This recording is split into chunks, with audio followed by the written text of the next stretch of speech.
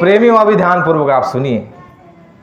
बाबा जी ने कहा कि बच्चा जब तक तुम्हारी शुद्धि नहीं हो जाएगी तब तक तुम्हारे जैसे अपवित्र बर्तन पर, अशुद्ध बर्तन पर, बासी बर्तन में अगर दूध डाल दिया जाए तो वो दूध टिकने वाला है क्या? वो तुरंत फट जाएगा। आप यदि सुबह आपके घर पे मकान में दूध वाला आ जाए, भाई दूधिया दूध दे, तो दूधिया आएगा और आप ऐसे ही उठे हो नींद में से और ऐसे आंखें जो है मसलते मसलते जाओगे और गंदा जो बर्तन है आपका बासी भांड और उसके सामने रख दोगे, भाऊ ये मत दूध डाल दे। वो डालेगा? वो चतुर होगा तो कहेगा बहना मैं इसमें दूध डालने वाला नहीं हूँ। क्यों नहीं डालूंगा? क्योंकि मैं तो दूध डाल दूंगा, लेकिन जब ये खराब हो जाएगा तो तुम मेरी बदनामी करोगी, यही कहेगा ना। तो वो कहेगा इसको धो करके लाइए, उसके बाद मैं दूध डालूंगा। तो ये बड़े चतुर और होशियार होते हैं महात्मा। गुरु महाराज कहते हैं बच्चा वही स्थिति तुम्हारी हो चुकी है। जब तक तुम्हारा बर्तन निर्मल साफ सुथरा नहीं हो जाता तब तक तुम्हारे ऊपर जितनी भी दया की जाए, जितनी भी तुमको ऊंची से ऊंची दौलत दे दी जाए, ऊंचे से ऊंचा ज्ञान बता दिया जाए, तुम्हारे यहाँ से चला जाएगा ऊपर से। वही हुआ प्रेमियों। 10 जुलाई सन 1952 से 2012 तक लगातार बाबा जी ने 60 वर्षों तक ऐसा धुआंधार संदेश और इतना ऊंचा विज्ञान बताया प्रेमियों, आध्यात्मिक विज्ञान। ऐसा विज्ञान कहीं मिलेगा ही नहीं, इतना बड़ा भेद बाबा जी ने खोल दिया। लेकिन देखो संसारियों की तो छोड़ दो, सत्संगियों को तो समझ में नहीं आ रहा है कि मामला क्या है। तो ये क्या हुआ, हमारा ये बर्तन और ये हमारा जो है बासन ये गंदा है, अभी ये पवित्र नहीं हुआ। तो स्वामी जी महाराज ने इसको शुद्धि और सफाई के लिए क्या कहा? सबसे पहले जब गुरु महाराज ने 10 जुलाई सन 1952 से जब अपना प्रचार ये आध्यात्मिक सफर को जब जारी किया, शुरू से बाबा जी ने जो है 2 चीजों पर बड़ा जोर दिया। 2 चीजों पर बाबा जी ने कहा बच्चा जब तक मनुष्य का चरित्र नहीं उठ जाता तब तक वो अपने आत्मा के बोध में कभी नहीं आ सकता। चरित्र वो दर्पण है जिसमें चरित्र अगर आ जाए, वो ऐसा दर्पण है चरित्र जिसमें तुम अपने आप को देखोगे और तुमको ये होश आएगा कि मैं जीवात्मा हूं, मैं साफ सुथरी, मैं पवित्र हूं और मुझे किस काम के लिए यह भेजा हुआ है, और जो मैं भोग रहा हूं, जो माता बहनों पर कुदृष्टि डाल रहा हूं, और मैं जो इन अबलाओं पर जो अत्याचार कर रहा हूं, जो आज जो है बलात्कार हो रहे हैं, जो बहनों के ऊपर जो आबरू लूटी जा रही है, इतने कुकर्म और कृत्य बुरे किए जा रहे हैं। तो अगर आदमी का चरित्र उठ जाए, बाबा जी ने कहा कि उसको जो है बदलने में देर नहीं और उसका जो है आत्मकल्याण होने में देर नहीं। बाबा जी ने कहा जब तक तुम्हारे अंदर चरित्र का उत्थान नहीं होगा तब तक जो है आत्मकल्याण नहीं होगा, तब तक तुम्हारे जन्म मरण का चक्कर छूटने वाला नहीं है। तो स्वामी जी महाराज ने चरित्र उठाने का संदेश देश के अंदर दिया। बाबा जी ने कहा बच्चा जिस देश का चरित्र, जिस देश के लोगों का चरित्र उठ जाए उस देश की उन्नति को कोई रोक नहीं सकता, और जिस देश के लोगों का चरित्र गिर जाए उसको जो है नीचे यानी पाताल में जाने से कोई रोक नहीं सकता। बाबा जी ने कहा कि चरित्र बहुत बड़ी चीज है। जैसे हमारे टुकड़ो जी महाराज ने कहा है कि चरित्र जाएगा तो देश रोएगा, और आज देखो वही हो चुका है। तो स्वामी जी महाराज ने चरित्र उठाने का संदेश दिया। दूसरा संदेश स्वामी जी महाराज ने दिया कि बच्चा जब तक आज का मनुष्य शाकाहारी नहीं हो जाता तब तक वो सदाचारी नहीं हो सकता। सदाचारी कहते हैं चरित्रवान व्यक्ति को। है प्रेमियों, तुम हम राम के वंशज है, तुम हम राम कृष्ण के वंशज है, आदि गुरु शंकराचार्य के वंशज है, गौतम बुद्ध के वंशज है, तुम और हम भक्त प्रहलाद के वंशज है, भक्तों के। और भगवान ने हमारी इस धरती पर मृत्युलोक में ये भारत भूमि पर अवतार लिया है और ऋषि मुनियों की, और हम जो है संतान है। और देखो उनका चरित्र क्या था और हमारा चरित्र कहाँ होगा। है नर नारियों, आप और हम भगवान राम का फोटो लगाते हैं, पूजा करते हैं, अर्चना करते हैं, लेकिन क्या कभी हम भगवान राम के चरित्र को देखते हैं? भगवान राम कैसे थे? एक पत्नी और एक वचनी, ऐसे हमारे भगवान राम थे। ऊपर ऊपर राम राम कहते चले जाएंगे और अंतर में अगर चरित्रहीन रहेंगे तो भगवान राम की दया होने वाली नहीं है। भगवान राम की दया क्यों नहीं होगी उसका उदाहरण भी आप उस समय का त्रेता का सुनो। रावण जो है भगवान शिव का भक्त था, लेकिन जब चरित्र से गिर गया तो भगवान शिव ने भी उसकी रक्षा की क्या? वो करने वाले नहीं है, क्योंकि ये सिद्धांत ही नहीं है। बाबा जी ने कहा कि जब तक आपका चरित्र नहीं उठता तब तक देश की उन्नति नहीं होगी, तब तक आपका आत्मकल्याण नहीं होगा, तब तक समाज के अंदर में सुख शांति अमन चैन भाईचारा सद्भावना परस्पर प्रेम और आपको सुख शांति मिलने वाली नहीं है। और बाबा जी ने कहा कि चरित्र कैसे गया? बाबा जी ने कहा कि ऐसे प्रचार किए गए कि संडे हो या मंडे रोज खाओ अंडे। है प्रेमियों, महात्मा कहते हैं तुम जैसा अन्न खाओगे वैसे तुम्हारा मन हो जाएगा, जैसे पानी पियोगे वैसे तुम्हारी वाणी हो जाएगी। चाहे 10 वर्षों तक तुम सत्संग सुनते रहो, लेकिन अगर चोर के घर का पानी पी लिया तो तुम्हारी बुद्धि चोर की हो जाएगी, उसको कोई बदल नहीं सकता। ये नियम है और सिद्धांत है। सिद्धांत यही कहता है, जैसे सिद्धांत क्या है, मिर्ची को शक्कर का घोल बना करके अगर पानी दोगे तो मिर्ची मीठी होने वाली वो तीखी लगेगी। ऐसे यहाँ का सिद्धांत है, जैसे खाओगे अन्न वैसे होगा मन, और जैसे पियोगे पानी वैसे आपकी वाणी हो जाएगी। स्वामी जी महाराज ने कहा कि आज का आदमी नीति छोड़ करके पर नारी पर निगाह धरे। अभी अभी प्रेमी ने जो गाया, नीति आप और हम जानते हैं नीति क्या कहते हैं। नीति सत्य, अहिंसा, प्रेम, सद्भावना, सद्विचार और सदाचारी और परस्पर प्रेम, समाज के अंदर में अपना जो योगदान है उसको भी पूरा करना, पारिवारिक रूप में आपका जो धर्म है, कर्तव्य उसको भी पूरा करना, ये नीति है।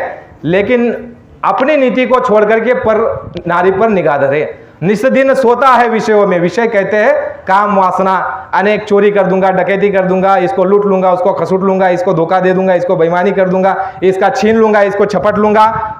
यही सारी विषय जो हमारे अंदर उठते रहते हैं, और पर नारी पर निगाह धरे। तो ऐसे इसके कारण क्या होता है आपने समझा, उस प्रार्थना में गाया। ये जब हमारी आपकी प्रवृत्ति हो जाती है तो जो देवता तुम्हारे हमारी हिफाजत और सेवा के लिए रखे गए हैं, वो देवता तुम्हारे हमारे ऊपर कोपित होते हैं। क्योंकि ये आपका जो शरीर, आपने थोड़े समय पहले सुना कि रजोगुण, तमोगुण और सतोगुण, जल, पृथ्वी, अग्नि, वायु, आकाश, ये 5 देवता है। और ये सतोगुण, रजोगुण, तमोगुण, ये 3 तत्व है। 5 देवताओं द्वारा आपका ये शरीर बना है, उनके आदेश, उनकी मर्जी से। और ये शरीर में आप बैठ करके आपने जो है माँ बहनों के ऊपर कुदृष्टि डाली, उनके चरित्र को आपने हनन किया, तो वह जो अंतर में जो 5 तत्व देवता आपके इस अंदर में मौजूद है, और वह फिर आपसे नाराज हो जाएंगे। और नाराज हो जाएंगे तो उसका फलीभूत क्या होगा, वह जो है प्राकृतिक रूप में ऐसी सजा तुमको देंगे जिसके लिए तुम कहते हो कि बीमारी कोरोना आ गई। ये कोरोना नहीं, गुरु महाराज ने कहा प्रकृति जो है उसके पास अनेक शस्त्र है। जब इंसान अपने धर्म को त्याग करके अधर्म के रास्ते पर चलता है, नीति को छोड़ करके माँ बहनों के ऊपर कुदृष्टि डालता है, जीवों की हिंसा, हत्या करता है, लूटता है, खसोटता है और सभी जीवों को तकलीफ देता है, ऐसे समय पर वो प्राकृतिक जो 5 तत्व के देवता है, जिसको कहते हैं कि चितजल पावा गगन समीरा, 5 तत्व रचित यह अधम शरीरा, वही देवता जो आपके हिफाजत के लिए, आपकी सेवा के लिए नियुक्त किए गए हैं उस ईश्वर ने, वही देवता फिर आपके ऊपर क्या हो जाते हैं, कोपित हो जाते हैं। आपके कहते हैं ना ब्राह्मण देवता कि आपके ऊपर मंगल है, आपके ऊपर शनि है, तो ये क्या है, बुरे कर्मों के द्वारा ही ये आपके ऊपर कोपित होंगे। प्रेमियों, अच्छे कर्म जब करोगे तो अच्छे कर्मों का फलस्वरूप आपको सुख मिलेगा, शांति मिलेगी, आपके बच्चे सेवा करेंगे, समाज में आपका सम्मान होगा, मान होगा, बड़े घराने में जन्म लोगे, सेठ साहूकार के घर में जन्म लोगे, और तुम्हारा जो है रूप अच्छा होगा, तुम्हारी बुद्धि तेज होगी अच्छे कर्मों द्वारा। और बुरे कर्म करोगे तो शरीर भी तुम्हारा अपाइज निकल जाएगा, काले बन जाओगे, गरीब घराने में जन्म मिल जाएगा, दर दर की ठोकरें खाओगे, फिर जो नरक और 84 की यातना है वो तो अलग। बाबा जी ने कहा कि 2 प्रकार के कर्म है, एक अच्छा कर्म और एक बुरा कर्म। उस कर्मों के द्वारा तुम्हारा जो है डिवाइडेशन होगा, उसके द्वारा तुमको स्वर्ग या वैकुंठ, नरक या 84 ऐसे भेज दिया जाएगा। तो स्वामी जी महाराज ने कहा 2 बातों पर बड़ा जोर दिया। बाबा जी ने कहा कि तब तक तुम्हारी शुद्धि और सफाई नहीं हो जाती जब तक तुम शाकाहारी सदाचारी नहीं होते। तो स्वामी जी महाराज ने कहा कि शाकाहारी में क्या है, अनाज है, दूध है, मेवा, मिष्ठान, दूध से बनी जितनी पदार्थ है उसको दिन में हजम कर सकते हो तो 10 बार खाओ, उसके लिए कोई मनाही नहीं है। जितने प्रकार के अनाज है उसको दिन में 10 बार खाओ, हजम कर सकते हो तो। जितने प्रकार के फल है उसको खाओ, 10 बार दिन में हजम कर सकते हो तो। जितने प्रकार की सब्जी है, दालें है, उसको हजम कर सकते हो तो दिन में 10 बार खाओ। हम बोले तो कहना, हम तुमको कहने वाले नहीं है। अच्छे मकान में रहो, अच्छे से अच्छे मकान में रहो, उसके लिए मनाही नहीं है। अच्छा सा अच्छा कपड़ा पहनो, उसके लिए मनाही नहीं है। लेकिन जो अशुद्ध आहार, जो अखाद्य आहार है, उसको नहीं खाना चाहिए। प्रेमियों, यह भी हमारी समझ में नहीं आता कि अखाद्य किसको कहते हैं, अशुद्ध किसको कहते हैं। देखो, आपको एक उदाहरण के तौर पर समझाना चाहते हैं।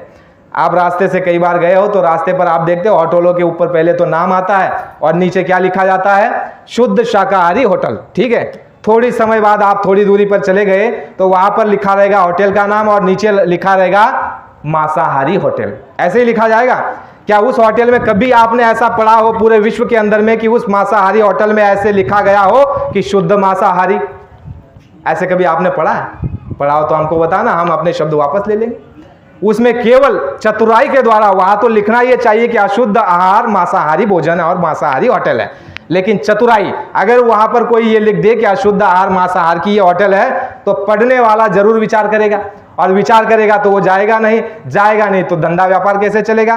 तो बाबा जी ने कहा कि तुमने जो है रोजी रोटी के लिए अपने धर्म को तिलांजलि दे दी, रोजी रोटी के लिए आ रहे, तुमको उस पर विश्वास होना चाहिए था, उस ईश्वर पर तुमको विश्वास होना चाहिए था, अपने प्रारब्ध पर तुमको विश्वास होना चाहिए था। उसने जो है, बाबा जी ने कहा कि पंछी करे ना काम, अजगर करे ना चाकरी, और दास मल्लुका कह गए सबके दाता राम।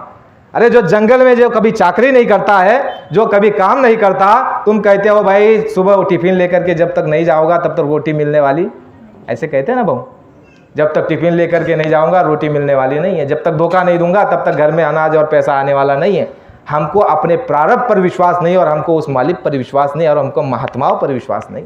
हम कहते भी तो बड़ी बड़ी बातें हैं कि वो भूखा उठाता जरूर है लेकिन सुलाता नहीं है, वो किसी को भूखा नहीं सुलाता, सबका नियोजन उसने बना करके रखा हुआ है। बाबा जी ने कहा, सभी महात्मा कहते हैं कि 5 महीने 5 दिन में जब जीवात्मा की डोरी द्वारा तुम्हारे माँ के घर में तुमको उतारा गया तो तुम्हारा प्रारब्ध उसने पेट में ही बना दिया।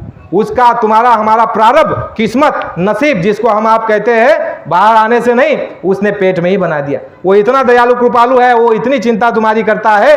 पेट में जब तुम आ गए तो देखो, तभी उससे पहले ही, जन्म से पहले ही मां के स्तन में उसने दूध भर दिया। इससे बड़ा कृपालु, दयालु और विश्वास करने योग्य आपके लिए कौन हो सकता है? लेकिन हमको विश्वास नहीं है। विश्वास नहीं है इसलिए चोरी करेंगे, दगा देंगे, बेईमानी करेंगे, लूट करेंगे, खसूट करेंगे, और बुरे कर्मों के द्वारा नरक और 84 का रास्ता अपना लेंगे। तो दर्द किसको होता है? महात्माओं को होता है। तुमको हमको कुछ मालूम नहीं है कि आज के बाद कहाँ चले जाएंगे, कल हमारे साथ क्या हो जाने वाला है, शरीर छूटने के बाद हमारी जीवात्माओं को कैसी कैसी यातना दी जाने वाली है, तुमको हमको बिल्कुल होश नहीं और खबर नहीं है। ये महात्मा जानते हैं, क्योंकि महात्मा त्रिकालदर्शी होते हैं। और बाबा जी ने कहा, बच्चा महात्माओं ने तो अपना कार्य कर लिया, रही ना चिंता कोई, उन्होंने अपना काम कर लिया है। लेकिन वो चंदन के भांति जीवों के लिए, मनुष्यों के लिए, देश के लिए, दुनिया के लिए, मानवता के लिए, समाज के उत्थान के लिए अपने तन को चंदन की तरह रगड़ते हैं। उनका क्या स्वार्थ है?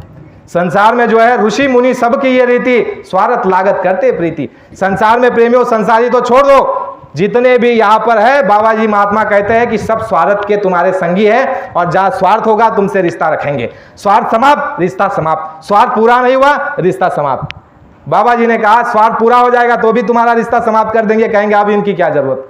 स्वार्थ नहीं पूरा होगा तो कहेंगे अरे फला एकनाथ से तो कोई फायदा हुआ ही नहीं है, तो छोड़ो, इसके साथ क्या जाना और क्या बैठना।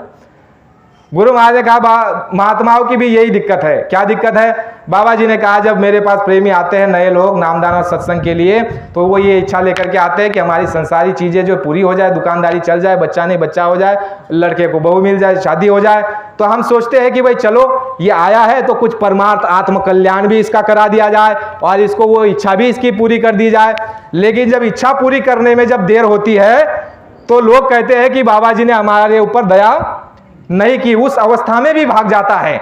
और जब हम देखते हैं कि भाई जीव आया है तो चलो पहले इसकी इच्छा पूरी कर दी जाए, उसके बाद इसको सत्संग भी सुना दिया जाएगा, यानी आत्मा कल्याण भी करा दिया जाएगा, यानी लोग भी बना दिया जाएगा और परलोक भी बना दिया जाएगा। और उसकी जब इच्छा पूरी कर देते हैं तो वो लौट करके कभी नहीं आता।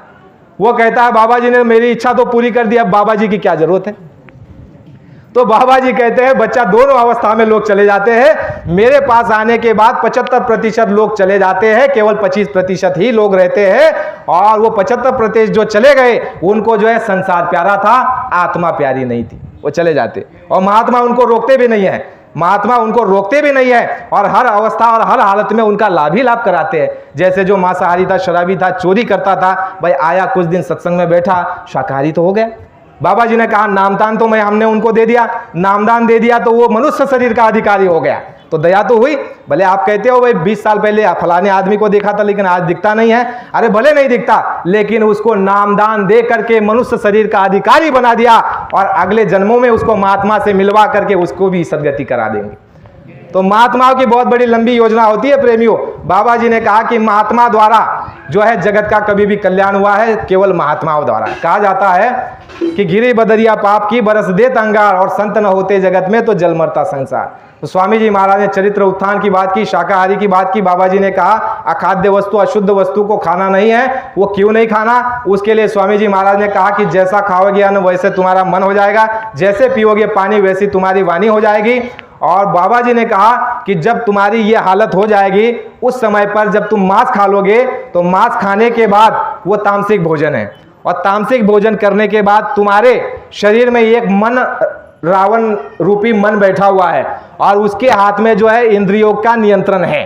ये आपकी जीवात्मा, बाबा जी ने कहा मन बुद्धि चित्त और ये आपका अहंकार, इसके चारों ओर घेरा डाल करके बैठे सिपाही की तरह कि ये सीता जीवात्मा राम से मिलाप न कर पाए। ये पूरी कोशिश और पूरा प्रयास करती रहती है। राम कौन? राम मौजूद वक्त में संत सदगुरु ही होते हैं। सतपुरुष की आरसी संतन की है दे, और लखना चाहे अलग को तो इन्हीं में लख ले। यानी संत जो है सतपुरुष के अवतार होते हैं।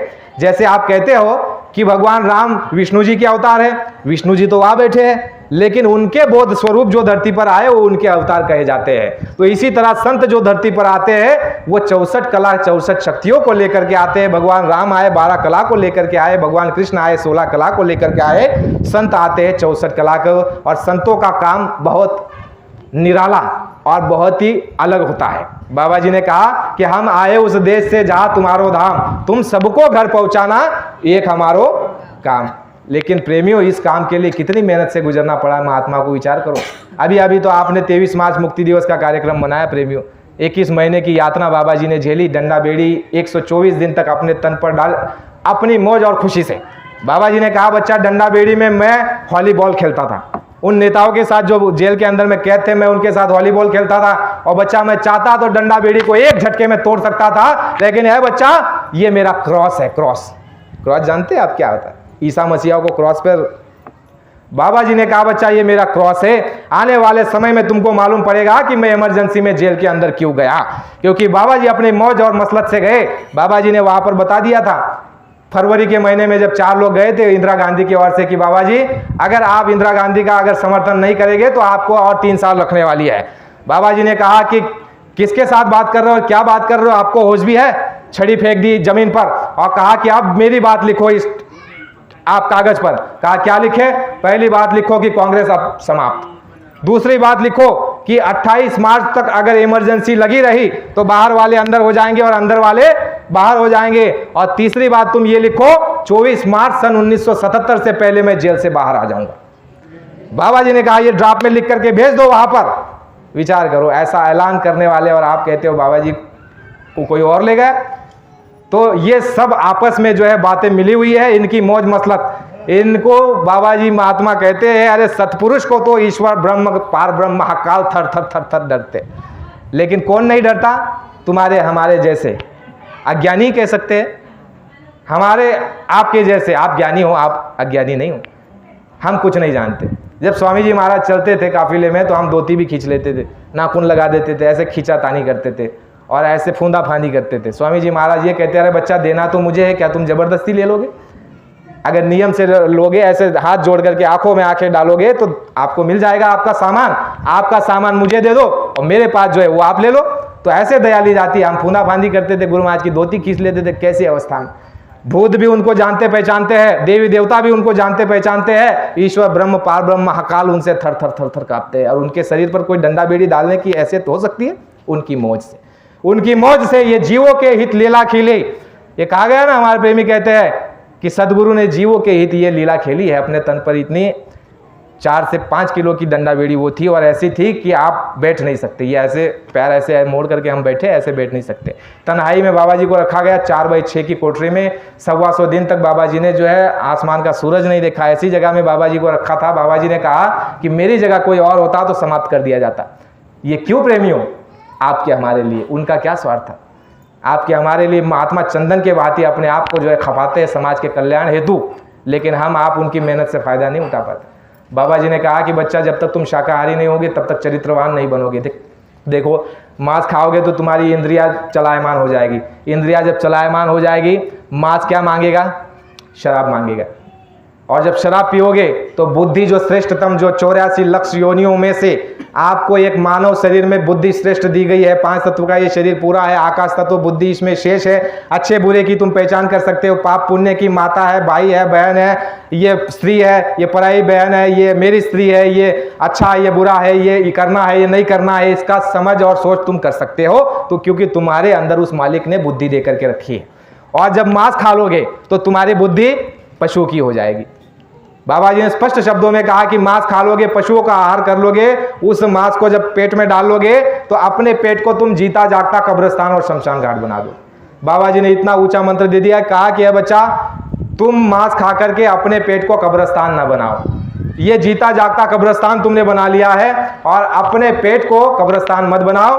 कब्रिस्तान में कौन रहते हैं? भूत, डाकन साकन रहती है, और आप ये कब्रिस्तान और ये शमशान घाट को साथ लेकर के चल रहे हो। तो बाबा जी कहते हैं अपने पेट को कब्रिस्तान और शमशान घाट मत बनाओ। बाबा जी कहते हैं कोई आदमी, इंसान, पशु पंछी मर जाता है तो वो मुर्दा हो जाता है। बाबा जी कहते हैं जैसे तुम्हारे घर में कोई बच्चा, बूढ़ा, नौजवान, स्त्री पुरुष मर जाए तो तुम उसको कहते हो कि मुर्दा। उसको क्या कोई ये कहेगा कि एकनाथ है, एकनाथ है? क्या कहेंगे? डेड बॉडी, मुर्दा, मुर्दा, यही कहेंगे ना। और हमारे उधर प्रेत कहते हैं, प्रेत यात्रा। यूपी वाले भाई कहते हैं प्रेत मत बोला करो, प्रेत अलग होता है। हमने उनको कहा कि हमारे उधर उसको प्रेत यात्रा ही बोलते हैं, शव यात्रा बोलते हैं उसको, यानी उसको शव बोला जाएगा, उसको तो नाम लेकर के नहीं पुकारा जाएगा, यानी वो क्या हो गया? मुर्दा। बाबा जी कहते हैं उसी मुर्दे को तुम जो है अड़ोस पड़ोस वाले जुटाने में लग जाते हैं, और उसको कहते हैं निकालो निकालो निकालो जल्दी जल्दी। और क्या उस बच्चे को, उस स्त्री को, उस भाई को, उस बहन को, उस माँ को, उस बाप को, उस दादी को क्या आप अपने मकान में चुनवा करके रखते हो? फर्नीचर में नहीं। कितना भी प्यारा हो, कितना भी सुंदर हो, कितना भी अगर नाक नक्शे से अच्छा हो, गोरा दिखता हो, आप रखने वाले उसको बिल्कुल नहीं हो। चलो निकालो निकालो निकालो, और जैसे बाहर निकालोगे जाओगे, कहोगे राम नाम सत्य है, राम नाम सत्य है, सत्य बोलो गत्य है। जाएंगे हम, आप लोग पीछे चलेंगे। बाबा जी ने कहा कि शव यात्रा में जरूर जाना चाहिए। रिश्तेदार हो, नई रिश्तेदार हो, और सत्संगी अगर प्रेमी हो तो देखो जरूर जाना चाहिए, क्योंकि बाबा जी ने कहा कि अंतिम समय में क्या होता है, जो साधक सत्संगी प्रेमी होते हैं, जो रचे पचे होते हैं, उनके जब श्वासों की पूंजी समाप्त होती है तो उनके सामने अगर सत्संगी प्रेमी अगर जुट जाए तो सत्संगी को देख करके उसको गुरु याद आता है। जैसे चोर अगर चोर को देखेगा तो क्या याद आएगी? चोरी याद आएगी। तो उस समय पर जब मृत्यु होती है, यानी मृत्यु तो शरीर की होती है, जीवात्मा की नहीं, और गुरु महाराज लेने उसको जरूर आते हैं। हमने कई प्रेमियों का अनुभव सुना है ऐसे, बाबा जी उनको लेने आए और कहते कि देखो हट जाओ, बाबा जी मुझे लेने के लिए आए, मैं जा रही हूँ इनके साथ। तो ऐसा होता है प्रेमियों। उस समय पर क्या करना, उस सत्संगी के इर्द गिर्द तुम खड़े हो जाना। संसारी को अगर देख लेगा, परिवार वाले को, तो उसका मोह उनमें फंस जाएगा। और कहा गया है कि जहां आशा ताब आशा, उसकी अगर आशा, उसकी अगर इच्छा घर में परिवार में रह गई, फिर वहां से लौट करके उसको दोबारा इस जो है झकोले में आना है, इस दर दर की ठोकरें खाने के लिए उसको आना है। और बाबा जी कहते हैं बच्चा जन्मत मरत दुसही दुख होई।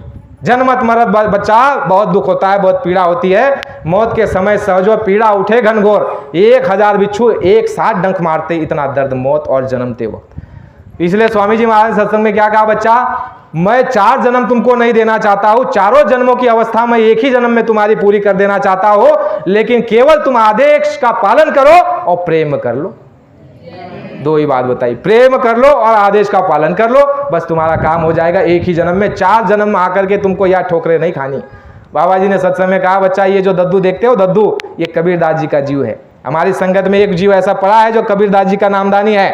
बाबा जी ने प्रेमियों को कहा था बच्चा ये दद्दू ये कबीरदास जी का नामदानी है, लेकिन इसने प्रेम नहीं किया, आदेश का पालन नहीं किया, तो देखो आज भी इसको जन्म मिलता जा रहा है। जन्म मिलेगा जरूर, लेकिन ठोकरें खानी पड़ेगी। बाबा जी ने कहा मैं तुम्हारी एक ही जन्म में अवस्था पूरी करना चाहता हूँ, और मैं ऐसी नाव जहाज लेकर के आया हूँ, संसार की सारी जीवात्माएं भी अगर उसमें बैठ जाए तो भी एक कोना खाली मिलेगा। बच्चा उस नाव में सवार हो जाओ, बैठ जाओ, फूंदा फानी मत करो, उसमें सवार हो जाओ। ये नाव जाने वाली है। बाबा जी ने ये कहा ये नाव जाने वाली है, इसमें जो है फूंदा फांदी मत करो, इसमें बैठ जाओ। बाबा जी ने कहा कि जब मांस खा लोगे तो मांस शराब मांगेगी, शराब जब पी लोगे तो तुम्हारी ये मनुष्य बुद्धि समाप्त हो जाएगी, पशुओं की बुद्धि राक्षसी बुद्धि आ जाएगी, और जब राक्षसी बुद्धि आ जाएगी, मांस ने शराब मांगी, शराब ने स्त्री मांगी, पर स्त्री मांगी, तो गया दिन और दुनिया दोनों समाप्त हो गए। दिन और दुनिया बाबा जी ने दोनों कहा समाप्त हो गया। संसार में भी तुम्हारी कोई इज्जत नहीं। देखो शराब पीने वाले का, चरित्रहीन व्यक्ति का कोई सम्मान करता है? बाबा जी ने कहा तुम लाखपति हो, तुम करोड़पति हो, लेकिन अगर तुम्हारे पास चरित्र नहीं हो तो तुम खाकपति हो। तुम्हारे पास खाक है बिल्कुल, अगर तुम्हारे पास चरित्र नहीं है। बाबा जी ने अपने प्रेमियों को सभी को क्या आदेश दिया, बच्चा 2 बात को ध्यान रखना। बाबा जी ने कहा बच्चा पराये धन को मिट्टी समझना और पराई स्त्री को माते समान समझना। क्या कहा? पराये धन को मिट्टी समझना और पराई स्त्री को माते समान समझना। फिर भी अगर काल झकोले मारेगा तो मैं देख लूंगा। कितनी बड़ी चीज है प्रेमियों, लेकिन इसी में फंसे जा रहे हैं। पराये धन में पराई स्त्री। पराया धन क्या होता है प्रेमियों? गुरु महाराज ने कहा कि पराया धन यह जो है ये कोड है, कोड है प्रेमियों। बाबा जी ने कहा प्रेमियों जब बच्चे सेवा देते हैं सत्संगी और तुम सेवा लाओगे नहीं और उसको हजम कर जाओगे तो तुम इसको हजम नहीं कर सकते। बच्चा तुमको कोड़ हो जाएगा, तुमको कोढ़ हो जाएगा, तुम इसको हजम नहीं कर सकते हो। बाबा जी ने कहा बच्चा, गृहस्थ के दाने 9 उंगल दांत, और भजन करे तो उबरे, नहीं तो फाड़े हाथ। तुम्हारे अंदर वो क्षमता नहीं है कि तुम सत्संगी का पैसा, गुरु के नाम पर जो पैसा दिया गया है, आप उसको हजम कर सको। बाबा जी ने कहा कि तुम्हारी हाथ फाड़ देगा वो पैसा। इसलिए पराय धन को प्रेमियों मिट्टी समझना। तुम्हारे सामने कोई लाख रुपए का ढेर लगा दे और कहे कि बाबा जी को छोड़कर हमारे पास आ जाओ, बिल्कुल मत करना। बाबा जी ने इमरजेंसी के सत्संग में क्या कहा, बच्चा मुझे लालच दी गई, मुझे खरीदने का प्रयास किया गया, लेकिन हमने उनको कह दिया कि महात्मा जो है राज दरबार में कब जाते हैं, मान, मीठा और माया पद के लिए। मुझे इनमें से तीनों में से कुछ नहीं चाहिए। बाबा जी ने कहा हिंदुस्तान में कोई माय का लाभ बाबा जी को अपने धन से नहीं खरीद सकता। तुम गांठ बांध लो कि बाबा जी को कोई खरीद नहीं सकता, और तुमको हमको खरीदा जा रहा है। प्रेमियों बड़े सतर्क रहिए, काम बड़ा होने जा रहा है। बाबा जी ने कहा कि आपको शाकाहारी रहना है, शाकाहारी का प्रचार करना है। बाबा जी ने कहा कि जैसे बकरी पाती खात है ताकि खींचे खाल, और जो नर बकरी खात है ताको कौन हवाल। अरे प्रेमियों, हमने आपने कभी विचार नहीं किया, बेचारी बकरी जो है पत्ती खाती है, आपने फल खाया, केला खाया, संतरा खाया, इसका छिलका निकाल करके आपने डाल दिया। वेस्टेज वस्तु जो आपके किसी काम की नहीं थी, ऐसी वस्तु को खा करके उसने अपने जीवन को जिया। लेकिन आपने धर्म विरुद्ध होकर के जाकर के आपने अपने जुबान के स्वाद के लिए उस बेजुबान जानवरों के गले पर छुरी चला दी। हमने इतना बड़ा कृत्य कर डाला और होते हुए भी देख रहे हैं। प्रेमियों, देश के अंदर में कितनी हत्याएं हो रही है, आदमी मारे जा रहे हैं, स्त्रियां मारी, बच्चे मारे जा रहे हैं, गर्भ में बच्ची भी मारी जा रही है, और इसका हमको बिल्कुल भी बोध नहीं है। कहते हैं कि बाबा जी ने कहा बच्चा, नसबंदी और गर्भपात पाप की चरम सीमा है, और ये पाप की चरम सीमा तुमने लांघ दी है। अब उसने डंडा उठा लिया है तुम्हारी अकल ठिकाने लगाने के लिए। तुमने पाप की चरम सीमा को लांघ दिया। जो मनुष्य शरीर लक्ष्य 84 को भोग करके, नरकों को भोग करके जो लक्ष्य मनुष्य शरीर मिलता है, करोड़ों जन्मों की, करोड़ों वर्षों की यातना झेल करके जो मनुष्य शरीर मिलता है, उसी मनुष्य शरीर को तुमने अंदर ही पेट में मार दिया, और उस जीवात्मा को दोबारा प्रेत योनि में जाकर के लक्ष्य 84 में उसको फेरा मिल गया। उस मनुष्य शरीर में आकर के वो भक्त बनता, चरित्रवान बनता, शिवाजी महाराज जैसे बनता, महात्मा गांधी जैसे बनता, सुभाष चंद्र बोस जैसे बनता, धर्मात्मा महात्मा बनता, और आत्म कल्याण अपना करके तुम्हारा भी वो हित और लाभ करता। और उस जीवात्मा को तुमने पेट के अंदर में मार दिया तो तुमने ब्रह्म हत्या का पातक लग गया। ब्रह्म को मार दिया तुमने, इसका पातक लगा। ये धर्मशास्त्र कहता है, तुम्हारा शास्त्र महात्मा कहते हैं, ऋषि मुनि कहते हैं। हम कहा किस शास्त्र को पढ़ रहे हैं, किस रीति पर और नीति पर चल रहे हैं। गुरु महाराज ने कहा कि जिस स्त्री ने अपने गर्भ में बच्ची को मार दिया है उसको ब्रह्म हत्या का पातक, उसके हाथ से अगर तुम जल पी लो तुम भी उस पाप में बढ़ जाओगे। सीधी सादी बात नहीं है प्रेमियों, ये कर्मों का बोझा तुम्हारे हमारे ऊपर लदा हुआ है। बाबा जी कहते हैं, बाबा जी ने कहा कोई करे कर्म और कोई भोगे फल। बाबा जी ने कहा जैसे, और एक बात समझिए, कर्म कैसे कैसे हमने आपने कर डाले। बाबा जी ने कहा कि चुनाव में जो तुमने अपना बहुमत यानी मत दिया, वोट दिया, जिसको भी दिया, आपने ये नहीं देखा वो शराबी है, कबाबी है, वो चरित्रहीन है, वो दुष्ट आदमी है, ऐसे लोगों को तुमने चुन करके दिल्ली, अहमदाबाद, कलकत्ता भेज करके, मुंबई भेज करके वहां पर उनको अधिकार और सत्ता दे दी, और वहां बैठ करके उन्होंने जितना भी पाप किया, जितनी भी गायें देश में मरी, जितनी भी हत्याएं, नसबंदी हुई, गर्भपात हुए, उस सब में तुम्हारा पाप बढ़ गया। तुम सब भागीदार हो गए उसके अंदर में, जितना भी वहां बैठ करके काम किया गया है उसमें तुम सब भागीदार हो गए। क्यों? क्योंकि बाबा जी ने कहा यह लोकतंत्र है, राजशाही नहीं है। राजशाही में जो राजा करता था उसका भोक्ता वो स्वयं होता था, लेकिन ये लोकतंत्र है, इसमें तुम राजा चुनते हो, और तुमने जिस राजा को चुना उसने अच्छे बुरे में तुम उसमें भागीदारी होते हो। तो यह बच्चा, बाबा जी ने कहा कि यह बच्चा अभी तुमने तकलीफ क्या देखी है, किसानों, एक एक किसानों पर 100 गाय को मारने का पाप है, 100 गाय को मारने का पाप।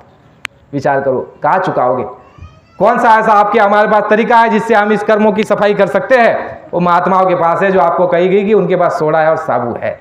तो है प्रेमियों, बाबा जी ने कहा कि शाकाहारी सदाचारी, जिन बेजुबान जानवरों को आपको खिदमत करनी थी, सेवा करनी थी, खिलाना था, पिलाना था, उनसे दूध निकाल लेते, उनसे खेत में काम करा लेते, और गाय है उससे दूध निकाल लेते, उसका गोबर भी आपका काम में आता है खेत में डालने के लिए, उसका गोमूत्र भी काम में आता है, लेकिन आपने जो है उस गायों को कटवा दिया। बाबा जी ने देखो प्रेमियों ये भी संकल्प लिया। बाबा जी ने जो है कहा कि बच्चा, देश में जो है कितने साधु है गंगा स्नान करके चले जाते हैं, लेकिन देश में कितनी गायें कट रही है, एवं उन गायों के लिए मैं ये प्रण लेता हूं, वचन लेता हूं कि देश में जब तक गौओं का कटना बंद नहीं हो जाता तब तक मैं गंगा स्नान नहीं करूंगा। बाबा जी का ये प्रण है। और बच्चा तुम ये किसी किसी गाय की पीठ पर लिख दो कि वो बाबा पैदा हो गया है जो तुम्हारा कटवाना बंद कर देगा। तो बंद हुआ? संकल्प तो बाकी है। फिर आप कहते हो बाबा जी चले गए। तो है प्रेमियों, सारी की सारी बातें सामने आएगी, निश्चिंत होकर के आप देखते रहिए सच्चे काम। और बाबा जी ने कहा कि एक अच्छा समाज का निर्माण करना होगा। उसके लिए बाबा जी ने कहा कि शाकाहारी रह करके आपको अपने पुरातन सनातन ऋषि मुनियों की परंपराओं को आगे बढ़ाना होगा। जब शाकाहारी हो जाओगे तो तुम्हारे अंदर मनुष्य की बुद्धि रहेगी। मनुष्य की बुद्धि रहेगी तो तुम अच्छे बुरे की पहचान कर लोगे। अच्छे बुरे की जब तुमको पहचान हो जाएगी तो तुम्हारे कर्म शुद्ध हो जाएंगे, शाकाहारी कर्म बनेंगे। और शाकाहारी कर्म से तुमको जो है भौतिकता में भी सुख मिलेगा, और यहां से जब आगे चले जाओगे तो वहां आगे भी तुमको सुख मिलेगा। लेकिन मांसाहारी जब कर्म कर डालोगे तो बाबा जी ने कहा उसके द्वारा तुमको आगे जो है बड़ी कठोर सजा मिलने वाली है। बाबा जी ने कहा कितने प्रकार के नुकसान बाबा जी ने गिनाए, उसको बड़े ध्यान से आप सुनिए। संतोष भाई समय बताते चलिएगा। जय गुरुदेव। समय बताते चलिए भाई। जय गुरुदेव। थोड़ा सा ही समय लेते हैं। बाबा जी ने देखिए एक जैसे कहते हैं ना कि महात्मा जो है स्पिरिचुअल साइंस के जो है मास्टर होते हैं। जहां पर तुम्हारा भौतिक विज्ञान, बुद्धि का विज्ञान समाप्त हो जाता है, वहां से उनका आध्यात्मिक विज्ञान शुरू होता है। तो उस आध्यात्मिक विज्ञान के द्वारा बाबा जी ने जो तीसरे नेत्र से देख करके बताया कि बच्चा तुम समझते हो कि बीमारी जो है किसी और रास्ते से आ गई। बाबा जी कहते हैं बच्चा बीमारी के रास्ते तुमने दरवाजे खोल लिए। अब लोग कहते हैं भाई जानवरों को कैसी बीमारी, तो देखो पशु चिकित्सालय बने हुए हैं कितने शहरों में, गाँव में पशु चिकित्सालय। हम भी शहर में रहते हैं, हमारे पास एक गाय है, एक बछड़ा है, 2 बैल है। तो हम भी जो डॉक्टर को बुलाते हैं कि भाई देखो इसको बीमारी होगी, इसको मवाद हो गया, इसको बगंदर हो गया, इसको जो है बुखार आ गया। तो जानवरों को भी बीमारी होती है। अब जिन जानवरों को ले जाकर के काटा गया, क्या आपने किसी ने देखा, जांचा परखा कि भाई इसमें कोई बीमारी थी या नहीं थी? उसको काट दिया गया। अब स्वामी जी महाराज ने कहा वही बीमार जानवर को काट दिया गया। आप पैसे देकर के उस बीमार जानवर का मांस ला करके आपने अपने स्वर्ग जैसे घर में, जिसको आप कहते हो हमारा स्वर्ग जैसा घर है, और उसी घर में आपके देवी देवता का फोटो, उसी घर में आपकी इष्ट देवता, आपके ग्राम देवता, आपके कुल देवता उसी में वास करते हैं। और उसी में आप क्या लेकर के आए? मुर्दा लेकर के आए। और उसी मुर्दे को आपने तेल मिर्ची मसाला लगा करके चूल्हे पर पकाया और उसको बड़े ठड़ाके लगा करके खाया कि ये तो सोसाइटी का कल्चर है। ये तो नई प्रथा चलाई जा रही कि ये तो सोसाइटी का कल्चर है, हम बड़ी महंगी चीज़ खाते हैं, ऐसा ठड़ाके लगा के लोग कहते हैं। तो बाबा जी कहते हैं कि आपने जो है मांस खरीद करके, मुर्दा खरीद करके लाए, उसके साथ बीमारी भी आपको मुफ्त में मिली, बीमारी लेकर के आए। और घर में जो आपके देवता बैठे हुए थे, जिनका वास था, आप पूजा करते, धूप लगाते, अगरबत्ती लगाते और आप घंटी बजाते, जिनका वास था, जो आपके शुभ कर्मों से, शुभ कार्यों से आप पर प्रसन्न रहा करते थे, वही देवता अब आपके ऊपर कोपित हो गए। क्या हो गए? कोपित हो गए, नाराज हो गए, रुष्ट हो गए। और जब देवता रुष्ट होते हैं तो क्या करते हैं मालूम है ना आपको? सजा देते हैं। तो देवता रुष्ट हो गए, वो सजा देने लग गए। फिर तुम कहने लग गए अरे घर में बड़ी बीमारी आती है, लेकिन देवता रुष्ट हो गए और जानवर का मांस खा करके बीमारी हमारे अंदर, देवता रुष्ट हो गए, वो तकलीफ अलग से, पैसा जो तुम्हारा चला गया मांस खरीदने में और मुर्दा ला करके तुमने अपने शरीर के अंदर बीमारी डाल ली, मन बुद्धि को, चित्त को चलायमान कर लिया और अपने कर्मों को भी गंदा कर डाला। स्वामी जी महाराज ने कहा कि आपने जो है इसमें इतना आपका भारी नुकसान हुआ। किसका? शरीर में आपकी आ गई बीमारी, दूसरा आपका धन चला गया, देवता नाराज हो गए और आत्मा की भी दुर्गति हो गई, और समाज भी आपसे दुखी है। बाबा जी कहते हैं कि एक शराबी अगर गांव में हो तो पूरा गांव जो है परेशान होता है। बाबा जी ने कहा कि देश के अंदर में 70% शराबी और मांसाहारी है। क्या होगा देश का? सुकून और शांति, चैन, अमन, भाईचारा कैसे आएगा? तो बाबा जी ने कहा कि जब तक अच्छे समाज का निर्माण नहीं होगा तब तक जो है आपको सुख शांति मिलने वाली नहीं है। तो प्रेमियों, बाबा जी ने जो है सतयुग लाने का बीड़ा उठाया है और उसमें कहा है कि बच्चा ऐसी व्यवस्था बन जाएगी, मैं व्यवस्था निर्माण करने के लिए आया हूं और ऐसी व्यवस्था बना दूंगा कि सब जो है ध्यान भजन सुमिरन करेंगे। आपने सुना होगा बहन, बाबा जी ने कहा कि बच्चा मैं अभी जो है सत्संग सुना नहीं रहा हूं, अभी सत्संग सुनाने की जमीन तैयार कर रहा हो, और जब बच्चा सत्संग में सुनाऊंगा तो तुम बैठे बैठे यहां से स्वर्ग और वैकुंठ जाओगे, जहां की मैं बात कर रहा हूं वहां तुम्हारी जीवात्मा जाएगी और आएगी। ऐसा बोले ना स्वामी जी। तो ये विद्या वो सतयुग की विद्या, तुम बैठे बैठे ऐसे जो ध्यान लगाओगे ऊपर जाओगे आओगे। और सतयुग जैसी विद्या कैसे? तुम सब ज्ञानी विज्ञानी होगे, कोई किसी को मारेगा नहीं, काटेगा नहीं, सताएगा नहीं, और किसी के घर चोरी नहीं करेगा, पशुओं को मारेगा नहीं। बाबा जी ने कहा कि ऐसा नियम बन जाएगा बच्चा कि अगर कोई बड़े जानवर तो छोड़ दो, अगर मुर्गी काटते हुए पाया गया तो 5 साल की उसको सजा हो जाएगी। मजिस्ट्रेट जगह पर ही जाकर के उसका फैसला कर देगा, जगह पर जाकर के। ये नहीं कि 10 साल तक जो है वहां पर तुम्हारा चलता रहे केस, नहीं, मजिस्ट्रेट जगह पर ही जाकर के जो है तुम्हारा फैसला कर देगा। 5 साल की इसको सजा और पेनल्टी लगेगी, दंड लगेगा, और तुमको जेल के अंदर में सुबह शाम 5-5 बेत लगेंगे। बेत जानते क्या होता है? चाबुक को कुछ होता है जो अंग्रेज लगाते थे, बेत। किसको मारने से? मछली को, यानी मुर्गी को मारने से। ऐसा नियम बन जाएगा। बाबा जी ने कहा बच्चा आगे ऐसी व्यवस्था बन जाएगी जिसमें वकीलों का कोई काम नहीं रहेगा, वकील देश में नहीं रहेंगे और न्याय बहुत जल्दी मिलेगा। यानी ये वकील की जो कोर्ट की जो व्यवस्था है, ये भारतीय संस्कृति नहीं है प्रेमियों, ये जो है पाश्चात्य कल्चर है, ये अंग्रेजों की देन है हमको बेवकूफ़ बनाने के लिए। तो बाबा जी ने कहा भारतीय संस्कृति, भारतीय परिवेश, भारतीय खाना पीना क्या है? शाकाहारी सदाचारी। भारतीय रहन सहन क्या है? भारतीय वेशभूषा क्या है? बहनें साड़ी पहनती, पंजाबी ड्रेस पहनती, भाई क्या पहनते हैं? धोती कुर्ता पहनते हैं। और हमारी ये वेशभूषा हमारे देश की है, ये आपकी वेशभूषा हो जाएगी। धीरे धीरे चल करके उस तरफ जो है सारी की सारी देश और दुनिया के लोग मुड़ जाएंगे। बाबा जी ने आगे एक भविष्यवाणी की थी सन 70 के लगभग। कहा बच्चा आने वाले समय में अमेरिका और लंदन के विदेश के लोग भारत में आकर के लंबी लंबी चोटी रखेंगे और रामकृष्ण का कीर्तन करते हुए तुमको नजर आएंगे। तो आ रहे हैं ना आज रामकृष्ण। तो भारतीय संस्कृति, सनातन विद्या, पुरातन विद्या, भारतीय विज्ञान, आध्यात्म, स्पिरिचुअल साउंड, साइंस इतना ऊंचा है प्रेमियों, इसको विश्व नमन करता था। विश्व को कभी हम जो है अपनी उंगली पर नचाते थे और हमारा देश सोने की चिड़िया थी, और हमारे देश में इतना विज्ञान और सोना, धन और कार्यकुशलता और व्यापारी इतने यानी बुद्धिमान, और हमारे देश से जो है लोग बाहर जाकर के धर्म का प्रचार करते थे और ज्ञान को बांटते थे लोग और देश और दुनिया के अंदर में। चाहे गौतम बुद्ध हो, आदि गुरु शंकराचार्य हो, नानक साहब भी गए। तो भारतीय जो हमारे देश के रहने वाले हैं, बाबा जी ने कहा कि ये भ्रष्ट नहीं है, व्यवस्था भ्रष्ट है, और मैं इस व्यवस्था को बच्चा बदल दूंगा और उस व्यवस्था में सबको न्याय मिलेगा, रोजी मिलेगी, रोटी मिलेगी। बाबा जी ने कहा सबको जो है बच्चे को स्कूल से निकलने के बाद तुरंत नौकरी मिलेगी। बाबा जी ने कहा प्राइमरी स्कूल के अध्यापकों को 350 रुपया वेतन होगा, और दिहाड़ी मजदूरी करने वाले को 8 रुपया वेतन यानी दिन की रोजी हो गया। कितना? 8 रुपया। ये बाबा जी ने बताया हुआ है। लेकिन प्रेमियों, बाबा जी ने कहा कि बच्चा चांदी का 1 रुपया था और धोखा हो गया, टोकन पकड़ा दिया रुपये का। मैं धारक को ये वचन देता हूँ 10 रुपया देने का अदा करता हूँ। ये रुपया पैसा नहीं है, रुपया चांदी का और सोने का। बाबा जी ने उसको भी बता दिया। सन 1979 में आपके यहाँ मथुरा के पास जो एक गाँव है माहौली में जब कार्यक्रम हुआ, वहाँ बता दिया प्रेमियों को कि बच्चा चांदी का 1 रुपया था, धोखा हो गया। तो वो धोखा भी सामने आएगा। बाबा जी सब व्यवस्था करने वाले हैं। बाबा जी ने उस सत्संग में भी कहा बच्चा मेरी सारी योजना बनी बनाई है, केवल तुम खड़े बर हो जाओ तो काम हो जाए। तो प्रेमियों बहुत बड़ा काम होने वाला है, लेकिन हमको असली काम क्या करना है? अपने पहले पवित्रता, शुद्धि, सफाई, मन की, चित्त की, शरीर की। शरीर की शुद्धि कैसे होगी? तन की सेवा करो। तन की सेवा कैसे? जैसे यहाँ भंडारा चल रहा है, प्रेमी वहाँ सेवा कर रहे हैं, तो ये तन की शुद्धि। और आपकी मन की शुद्धि कैसे होगी? सत्संग आके सुनिए, ध्यान भजन कीजिए, सुमिरन कीजिए। भले भगवान राम को मानते हैं, राम राम कीजिए, कृष्ण कृष्ण कीजिए, राधे राधे कीजिए। मन की शुद्धि, आत्मा की शुद्धि के लिए आपको वो नाम लेना पड़ेगा, जिसके लिए स्पिरिचुअल साउंड और कलयुग केवल नाम, अदारा, सुमिरन।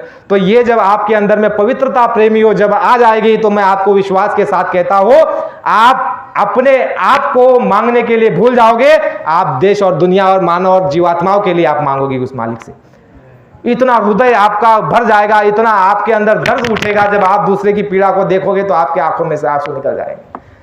तो वो कब होगा? जब आपके अंदर पवित्रता, शुद्धि आ जाएगी प्रेमियों। उस समय पर आप अपने दर्द को भूल जाओगे। आप सामने वाले को दर्द को देख करके आप भी उसके साथ दुखी हो लोगे, आपके आंखों से भी आंसू निकलने लग जाएंगे। वो कब होगा? जब आपकी शुद्धि, सफाई हो जाएगी। तो ये प्रेमियों गुरु महाराज का मुख्य काम है, आपकी हमारी शुद्धि और सफाई। उसके बाद जो है बाबा जी की व्यवस्था।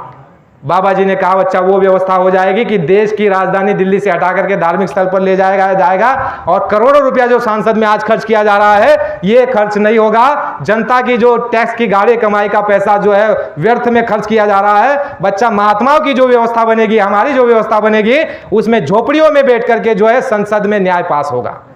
झोपड़ियों में बैठ करके जनता जो महलों में रहेगी, और राज चलाने वाले, काज चलाने वाले वो रहेंगे कहा झोपड़ियों में।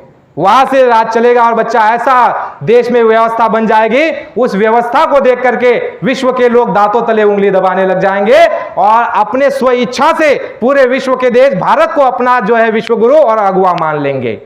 अगवा मान लेंगे विश्व गुरु अपने आप को अपने इनके सामने, भारत के सामने समर्पण कर देंगे।